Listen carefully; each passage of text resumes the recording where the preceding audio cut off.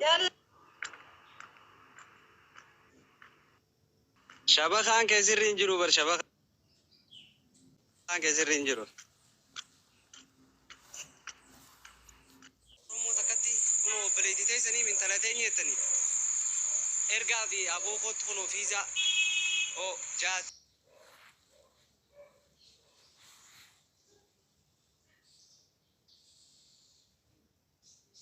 ارجسي سافي بكيسي وني تسنا عرفت خلاص ما لي اجر خين لقيسه wala men kana kai taka ammo yo kasi nulle gargaru nden denyo baka isa nuru abua talatenyo mal ammo mal ni beitani wallahi amma jolle ne du warri na jala to echola warri na kai tafa kana jujira wan kana sero dulle re debe du bade video le ni waraba inshallah ani wanin sodana ninjina jef jara kenyani ummata arsi ummata dugaan sinjaani oromoon bishaan gaafa gaafatte aanan namaa kan chitti harkeen kutaa biraa oromoon dhayne dugaan isin hin jaalageeffadha ummata nama kabaju ala kulli al yoo jaalalee barbaadde arge deeta kabaj ummata yoo ati agartee wallahi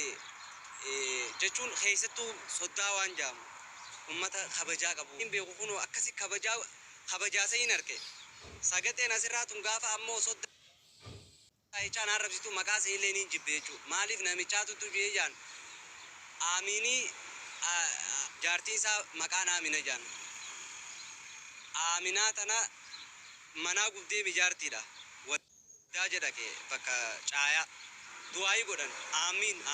amin jaan hanganuma walleenuu jaartii ulaa dura feetu barri afoo feetu jaartii harkeensa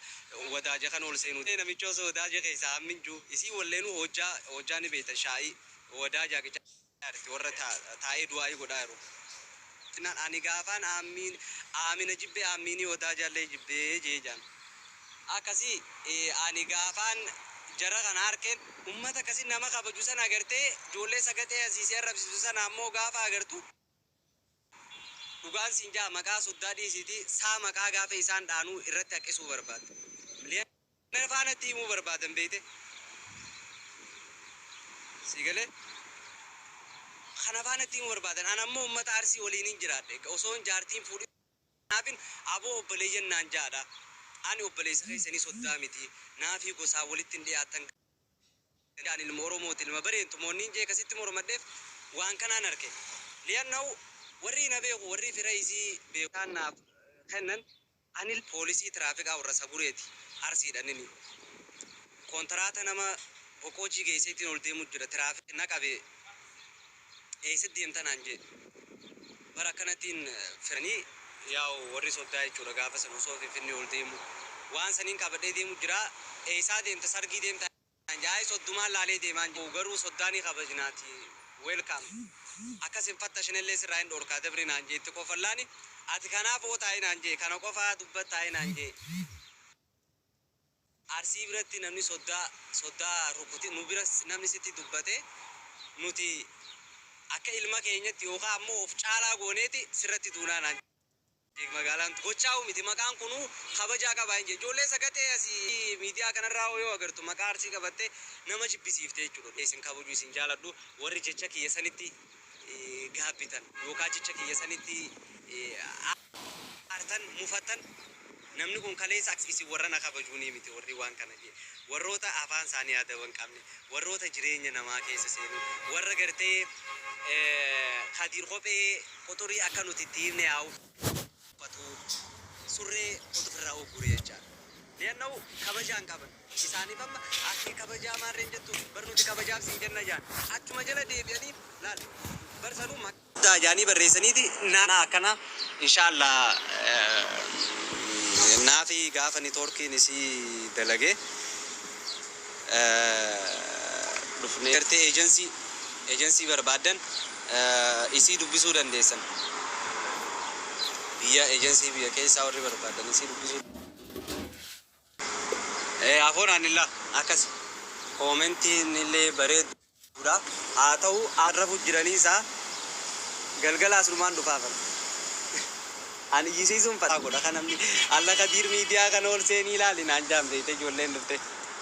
Raan itti godhaan taa'ee ittiin bashannanee jechuudha. Dhageesse. Anaa fi naafin yoo addaan baanes obbolummaatu nu jidduu jira, oromummaan nu jidduu jira. Agartee akka isin itti yaaddan kanaafiti. Akkasi fura laamna laal sii galee. Kana hundaa jira. Yaadina adda boo keenyaafis yaadina. Bakka normaal obbolummaa qofa nu yaada nuti ilmaan Oromooti. Akkuma isii obboleessa isinitti anis obboleessa Harargeenis akkuma aan obboleessa isinitti isii khalaas hanganu. Maarree keenya ati yoon talatenya ande te ganaafin dhufte na bareeffammoo Allahu alam isaan mirga keessan aan ammoo akkaan ittiif beekutti ummata Arsii naafi dura wajji jiraachuu ture naafi illee biyya Suudii san dheeyte namni amata meeqa bira turte jaarsaa jaartii aayilaa warra Harargeeti sigale kanaaf anu bare kanaafu yoo agartee laki ati yoo isii waliin gartee malee nuti anaaf